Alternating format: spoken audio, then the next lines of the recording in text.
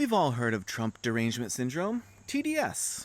But what about Trump Deification Syndrome, TDS 2.0? The original TDS is when people hate Trump so viscerally that no matter what he does, good, bad, or irrelevant, it's always proof of his evil. Every headline becomes a crisis, every action is assumed to be catastrophic. It is outrage by default. But the inverse, Trump Deification Syndrome, may be way more dangerous. This is when Trump isn't just a political leader, he's a chosen one, a savior, anointed by God. We've seen examples. Former Energy Secretary Rick Perry once told Trump he was sent by God. Televangelists compared him to King Cyrus, the biblical king who restored a nation by divine design. Trump even looked up at the sky and said, "I am the chosen one." A line he later said was sarcasm. He also tweeted a supporter's praise calling him the King of Israel and the second coming of God. And some believe it, literally. After the 2024 election, 25% of voters, yes, 25%, said God had ordained Trump to win, including 60% of white evangelicals. When belief turns into worship, something breaks in the civic brain.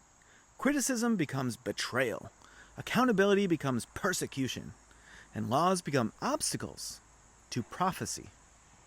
And yet, the founders warned us about both extremes. Alexander Hamilton in Federalist No. 1 said that dangerous ambition often hides behind zeal for the rights of the people, that some men commence demagogues and end tyrants. In Federalist No. 68, he argued the presidency should never go to those with talents for low intrigue and the little arts of popularity. George Washington warned that factional passions can drive people to seek security in the absolute power of an individual.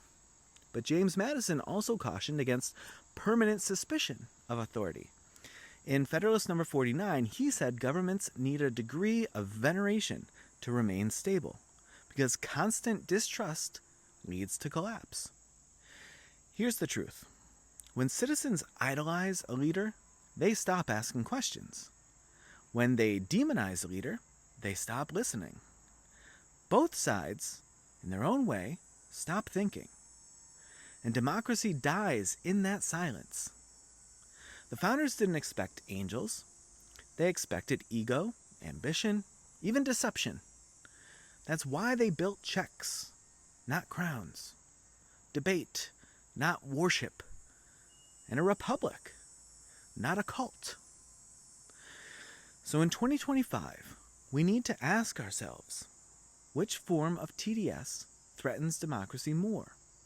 The one that hates, no matter what, or the one that obeys without a single question?